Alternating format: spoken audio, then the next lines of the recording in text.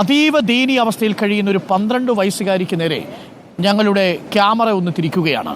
Asbestos sheet കെട്ടിമറച്ച് കാടുമൂടിയിടത്താണ് ഇവരുടെ ജീവിതം. 12കാരിയും മാതാപിതാക്കളും കഴിയുന്നത് ഒരു ഒറ്റമുറി വീടിലാണ്. വീട് എന്നൊന്നും നമുക്ക് പൂർണ്ണമായിട്ട് നിർവചിക്കാൻ പറ്റാത്തൊരു സാഹചര്യത്തിലാണ് ഈ പെൺകുട്ടി കഴിയുന്നത്. റിപ്പോർട്ടറിൻ്റെ വാർത്താ സംഘം മട്ടാഞ്ചേരിയിലെ ഒരു 12 വയസ്സുകാരിയുടെ ദയനീയ ജീവിതത്തിലേക്ക് നമ്മൾ ക്യാമറ തിരിക്കുന്നു. ആ കാഴ്ച കൂടി പ്രേക്ഷകരൊന്ന് കണ്ടിട്ട് വരണം. ഭവനരഹിതര് കുറവുള്ള ഒരു നാടാണ് നമ്മുടേത് എന്നതറിയാമെങ്കിലും ഇതേപോലുള്ള കുഞ്ഞുങ്ങൾക്ക് സുരക്ഷ ഉറപ്പാക്കിക്കൊണ്ടുള്ള വീട് നമ്മൾ ഉറപ്പാക്കേണ്ടതുണ്ട്. അല്ലമീൻ നമുക്കൊപ്പം ചേരുന്നുണ്ട് കൂടുതൽ വിവരങ്ങളുമായി. അല്ലമീൻ, ആ കാഴ്ചയൊന്ന് പ്രേക്ഷകരോട് വിശദീകരിക്കൂ. 12 വയസ്സുകാരിയായ ഒരു പെൺകുഞ്ഞ് അവരുടെ രക്ഷിതാക്കൾക്കൊപ്പം ഒരൊറ്റമുറി കൂരയിൽ കഴിയുന്നു. വീടെന്ന് പറയാൻ കഴിയാത്തൊരു സാഹചര്യമുണ്ടെന്നാണ് മനസ്സിലാക്കുന്നത്. ആ ദൃശ്യങ്ങൾ എനിക്ക് നേരിട്ട് കാണാൻ കഴിയുന്നില്ല, പ്രേക്ഷകർക്ക് കാണാൻ സാധിക്കും. ഒന്ന് വിശദീകരിക്കൂ അല്ലമീൻ, എത്രമാത്രം ദുരിതമായ ഒരു അവസ്ഥയിലൂടെയാണ് ആ കുഞ്ഞും കുടുംബവും കടന്നു പോകുന്നത്? അരുൺകുമാർ, നമ്മളിന്ന് മട്ടാഞ്ചേരിയിൽ മറ്റൊരു വാർത്ത ഷൂട്ട് ചെയ്യുന്നതിന് വേണ്ടി രാവിലെ വന്നതാണ്. അപ്പോഴാണ് സമീപവാസികൾ ഒരു കുടുംബത്തെ പരിചയപ്പെടുത്തുന്നത്. നമ്മളവിടെ വന്ന് കാണണമെന്ന് പറഞ്ഞ് ചില ദൃശ്യങ്ങൾ കാണിച്ചു തന്നു. ഇവിടെ വരുമ്പോഴാണ് അതിദയനീയമെന്ന് പോലും പറയാനാവില്ല, വാക്കുകൾ കൊണ്ട് വിശേഷിപ്പിക്കാനാകാത്ത അവസ്ഥയിലാണ് 6ാം ക്ലാസ്സുകാരിയും കുടുംബവും കഴിയുന്നത്. ചുറ്റും കാടുമൂടിയ പ്രദേശം. ഇപ്പോൾ പ്രേക്ഷകർക്ക് ദൃശ്യങ്ങൾ കാണാം. നമ്മളിപ്പോൾ ഇവിടെ വന്നപ്പോൾ തന്നെ ഇടജന്തുക്കൾ ഇതുവഴി സ്വൈരവിഹാരം നടക്കുകയാണ്. പാമ്പുൾപ്പെടെ കടന്നു പോകുന്ന ഒരു കാഴ്ച നമ്മൾ കാണുകയും ചെയ്തു. ഇതിന് നടുവിലാണ്, ഏതാണ്ട് ഒരു റോഡിനോട് ചേർന്നുള്ള പ്രദേശമാണ്, പൂർണ്ണമായും കാട് മൂടി കിടക്കുന്നു. അവിടെയാണ് ഒരു വീട് എന്ന് പറഞ്ഞാൽ അത് നാണക്കേടാണ്, വീടുകൾക്ക് നാണക്കേടാണ്. കാരണം ആസ്ബറ്റോസ് ഷീറ്റ് കെട്ടിമറച്ച ഒരു പ്രദേശമാണ്, ഒരു ഇടമാണ്. അതിനകത്താണ് കിടക്കുക. നമുക്ക് അതിനകത്തുകൂടി ഒന്ന് കയറാം. അതിന്റെ ആ ദൃശ്യങ്ങൾ നിങ്ങളൊന്ന് കാണുക. ഒരു 12 വയസ്സുകാരിയും മാതാപിതാക്കളും കഴിയുന്ന ഒരു കെട്ടിടത്തിന്റെ പുറം ഭാഗമാണ് നമ്മളിപ്പോൾ ദൃശ്യങ്ങളിൽ കാണുന്നത്. ആ കുടുംബമാണ് ഇവിടെ നിൽക്കുന്നത്. നമുക്കിപ്പം ആ കുടുംബമാണ് നിൽക്കുന്നത്. 6ാം ക്ലാസ്സുകാരി ആസിയ, 12 വയസ്സാവുന്നേ ഉള്ളൂ. ആസിയുടെ വിശേഷങ്ങളിലേക്ക് വരാം. ആസിയ തന്നെ അവസ്ഥ വിശദീകരിക്കും. നമുക്ക് ആ വീടിന്റെ അകം കൂടി ഒന്ന് കാണുമ്പോഴാണ് അതിന്റെ അവസ്ഥ നമുക്കൊന്ന് മനസ്സിലാവുക. നമ്മുടെ ക്യാമറാമാൻ CP വിജീഷ് വീടിന്റെ അകത്തളത്തിലേക്ക് ഒന്ന് കയറുകയാണ്. ഞാൻ ഇപ്പോഴും പറയുന്നു, ഇതിനെ വീടെന്നൊക്കെ വിളിച്ചു കഴിഞ്ഞാൽ വീടെന്നൊന്നും പറയാനാവില്ല, അതാണ് അവസ്ഥ. ഇതിനകത്താണ് ഈ വസ്തുക്കളൊക്കെ വാരിവലിച്ചിട്ടേക്കുന്ന പറഞ്ഞാൽ വേറെ വെക്കാൻ ഇടമില്ല. പാത്രങ്ങളും വസ്ത്രങ്ങളും ഒക്കെ ഇവിടെയാണ്. ഒരു മെത്ത കിടപ്പുണ്ട്. അവിടെയാണ് ഈ 3 പേരും കിടക്കുന്നത് എന്നുള്ളതാണ് ഏറെ ദുരിതപൂർണമായ ഒരു സാഹചര്യം.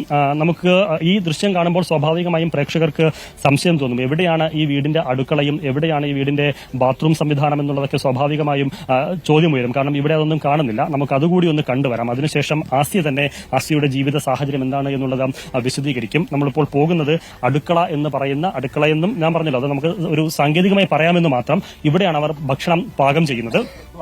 തുറന്ന പ്രദേശമാണ്, അതിനോട് ചേർന്ന ബാത്റൂം. മഴ പെയ്ത് കഴിഞ്ഞാൽ ഇവിടെ നിന്ന് ടാർപോളിനൊക്കെ കെട്ടിയിട്ട് അവിടെ നിന്നാണ് ഈ പാചകം ചെയ്യുന്നത് എന്നുള്ളതാണ്.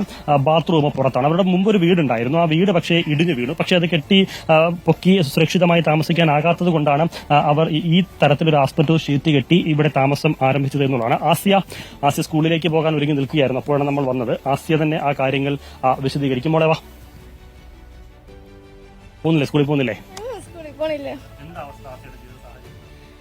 മഴയൊക്കെ പെയ്യുമ്പോ ഭയങ്കര ഇതാണ്, ഭയങ്കര ബുദ്ധിമുട്ടൊക്കെയാണ്.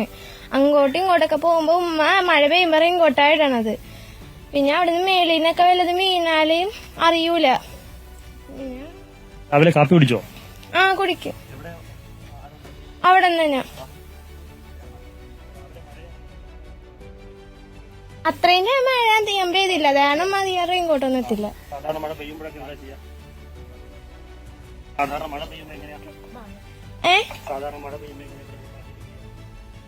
മഴ പെയ്യുമ്പോ ഉമ്മ ചില സമയത്ത് മാത്രം റെയിൻകോട്ട് ഇടാറുള്ളൂ.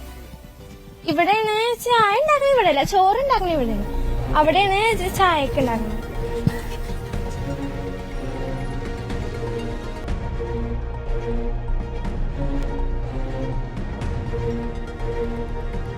വല്ലതൊക്കെ വീണ അറിയൂല. ഉമ്മ 13 കൊല്ലം കഴിഞ്ഞ്, വാപ്പി ജനിച്ചത് ഇവിടെ തന്നെയാണ്. പിന്നെ എപ്പോഴും ഇങ്ങനെ തന്നെ സംഭവിക്കണത്. എന്റെ കണ്ണി അട്ടയൊക്കെ വീണിട്ടുണ്ട്. അവിടുന്ന് മേളിന്ന് വല്ലതും ഇരുന്ന് അറിയൂല. പെട്ടെന്നായിരിക്കും തീയിലൊക്കെ സംഭവിക്കണത്. ഇവിടുന്ന് മേളിന്ന് വീഴാൻ പോയത് കൊണ്ടാണ് നമ്മ അവിടെ ഷെഡ് കെട്ടിയത് തന്നെ.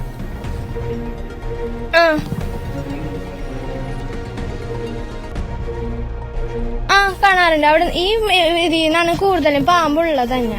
മലമ്പാമ്പാണ് കൂടുതലും ഇവിടെ ഉള്ളത് തന്നെ. ഇവിടെയാണ് ബാത്റൂം. അവിടെയും ബാത്റൂം തന്നെയാണ്. മഴയൊക്കെ പെയ്യുമ്പോ ഭയങ്കര ബുദ്ധിമുട്ടാണ് ബാത്റൂമിൽ പോവാന്. അടച്ചുറപ്പില്ല ബാത്റൂമിൽ തന്നെ.